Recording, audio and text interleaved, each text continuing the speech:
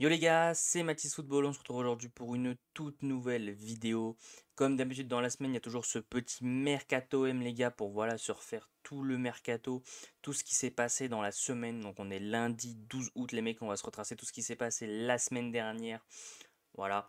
Donc petite vidéo comme d'habitude les mecs, le petit like ça fait toujours extrêmement plaisir. N'oubliez pas de vous abonner en activant la cloche et de commenter si la vidéo vous a plu, ça me tient vraiment à cœur et ça me fait extrêmement plaisir. Et sur ce voilà, on va pas tergiverser plus longtemps, on va donc directement partir. Donc en commençant voilà avec l'info sur Moukoko, donc Dortmund a déjà refusé 3 offres de prêt avec option d'achat de l'OM pour Youssoufa Moukoko. Les dirigeants commencent à perdre patience. Quoi qu'il se passe, ce dossier est totalement indépendant à celui mené à Jonathan Roux.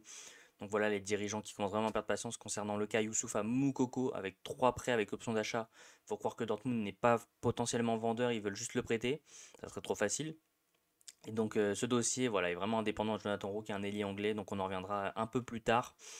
Alors que Léo Balerdi et sa bande s'apprêtaient à se diriger au vestiaire à l'issue du match face à Augsbourg, remporté 3 buts à 1, Roberto De Zerbi a haussé le ton pour rameuter ses troupes, direction la tribune opposée pour saluer et remercier les leurs. Très beau geste de Roberto De Zerbi, voilà, il a très souvent dit qu'il adorait les supporters de l'OM, qu'il aimait cette ferveur. Dans le stade d'Augsbourg, on a eu quelques supporters olympiens, mais sans plus. Il les a vus, et à la fin du match, même s'ils étaient 5, 10, 4, 8, faut aller la remercier, et il l'a dit, voilà, il l'a très clairement dit. Puis ça fait plaisir de voir un coach vraiment qui se préoccupe des supporters. On n'a jamais vraiment eu ça. En plus d'Eddie Nketiah et Eli Wahi, il y a aussi un troisième joueur dont le nom n'a pas filtré pour occuper le poste de numéro 9 à l'OM. Selon vous les mecs, qui pourrait bien être ce nom? Parce qu'on a déjà des gros noms, hein, Nketiah qui est un bon buteur anglais et Eli Wahi qui est un espoir français. Deux qui ne sont pas non plus voilà, les meilleurs à leur poste. Mais qui est-ce que ça pourrait bien être le numéro 3? Je m'en pose la question.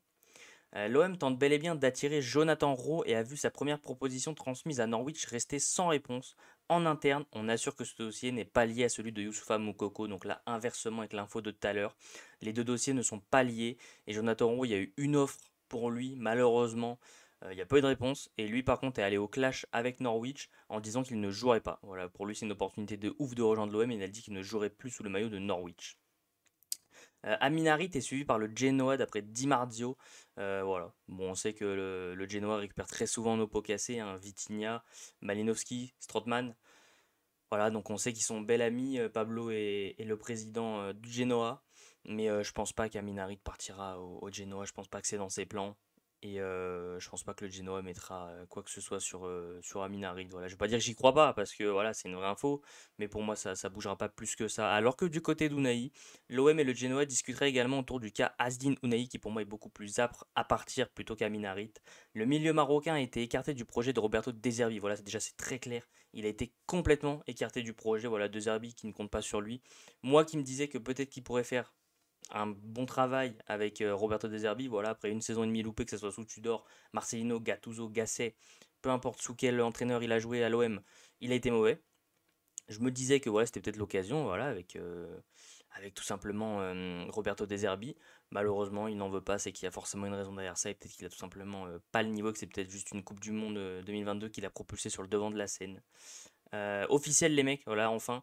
Geronimo Rulli, 32 ans, s'engage avec l'Olympique de Marseille jusqu'en 2027. Voilà, on espère qu'il fera le plus grand bien à l'OM et qu'il remplira sa tâche de gardien de but, tout simplement. Donc petite déclaration, hein, le message de Geronimo Rulli sur Instagram après sa signature à l'OM. Je suis très heureux d'avoir rejoint cet immense club qu'est l'Olympique de Marseille. J'ai tellement hâte de pouvoir jouer à l'Orange Vélodrome avec cette fois-ci le maillot de l'OM sur les épaules. Et là on voit pas mais il y a écrit Allez l'OM par la suite. Très beau message et on compte sur lui pour bien protéger les cages olympiennes. Un joyeux anniversaire à Djibril Cissé qui fête ses 43 ans aujourd'hui, très grand attaquant de l'Olympique de Marseille, mais également à Mario Balotelli qui lui fête ses 34 ans, qui aura fait très bons mois à l'Olympique de Marseille, qui franchement a un ratio en Ligue 1 de buts et de matchs joués tout simplement incroyable. Mais franchement, moi c'est quelqu'un sur qui tu retiens son passage à l'OM parce qu'il a été bon. Il a fait 6 très bons mois, que ce soit avec Ocampos ou avec Florian Thauvin. Donc franchement, très très fort. Samuel Gigot aurait refusé l'approche du PAOK. Voilà, donc à un moment, Samuel Gigot, on a compris qu'il fallait le mettre dehors. Lui ne veut pas, lui refuse toutes les offres. Mais je pense qu'à un moment, il va falloir le mettre dehors de force parce que je pense pas qu'il ait le niveau sur Roberto De Zerbi. Après, le garder en tant que quatrième, cinquième défenseur, pourquoi pas? Pourquoi pas? Après, moi, c'est pas non plus quelqu'un que je veux absolument mettre dehors. Mais le club, lui, oui. Donc voilà, c'est un peu dommage quand même parce qu'on sait que c'est quelqu'un qui incarne cette mentalité marseillaise. Mais peut-être que le niveau suit pas tout simplement. Roberto De Zerbi a été impressionné par ses joueurs durant cette préparation. Très très beau, hein. Il ne s'attendait pas à ce que son équipe assimile aussi rapidement ses méthodes.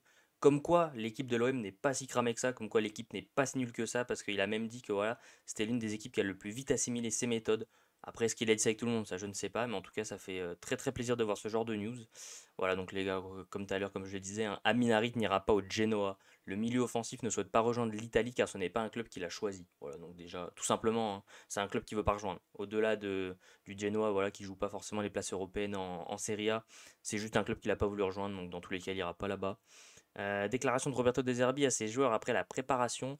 De toutes les équipes que j'ai pu entraîner, vous êtes celle qui a assimilé le plus vite mes principes. Ça fait plaisir. Merci Roberto. Et on compte sur toi pour emmener l'Olympique de Marseille au sommet. La petite question sur Samuel Gigot, les mecs. Je suis le seul qui pense que Samuel Gigot ne voudrait pas quitter l'OM cet été. Parce qu'à mon humble avis, Samuel Gigot, voilà, se plaît à l'OM. Il a un contrat qu'il veut honorer, bien évidemment, ce qui est normal. Et pour moi, juste, il voudra l'honorer, puis il partira pas de l'OM cet été. Voilà, je me mouille, les mecs. Pour moi, il partira pas de l'OM cet été. Si l'OM n'arrive pas à le mettre dehors de force, il ne partira pas de lui-même. Et la dernière info, les gars, l'OM revient fort dans le dossier Eliway, voilà, c'était il y a 26 minutes. Les positions n'ont jamais été aussi proches avec le RC Lens. Marseille souhaite boucler le dossier de l'attaquant très rapidement selon Foot Mercato. Voilà, Eliway, moi je dis oui. Franchement, je le prends tous les jours, Eliway. Très bon attaquant français, voilà, qui a un peu flop du côté du RC Lens, mais qui avec Montpellier a été très très bon. Après, voilà, faudra pas s'attendre à du Pierre-Emerick Aubameyang. Mais Eliway, voilà, pourquoi pas. C'est mieux que du Germain, c'est mieux que du Benedetto, c'est mieux que du Mitroglou. Dans le nom. Ce Vitinha, on s'attendait à grand chose et il n'y a pas eu grand chose finalement. Mais voilà, pourquoi pas Eliway, après avoir aussi ce que ça donnera avec Nketiah, mais on sent que le dossier va être serré jusqu'au bout. Mais à voir, franchement, l'un des deux sera forcément une très très bonne nouvelle.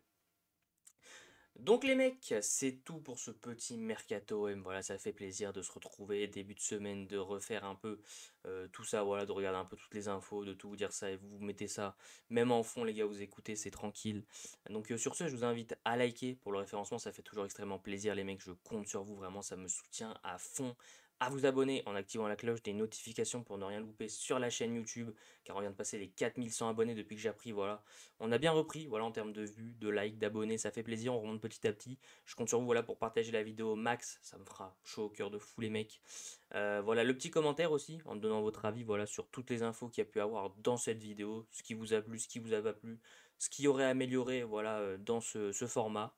Je vous invite également à me suivre sur tous mes réseaux sociaux qui sont en description, TikTok, Thread, Twitter, Insta, Facebook.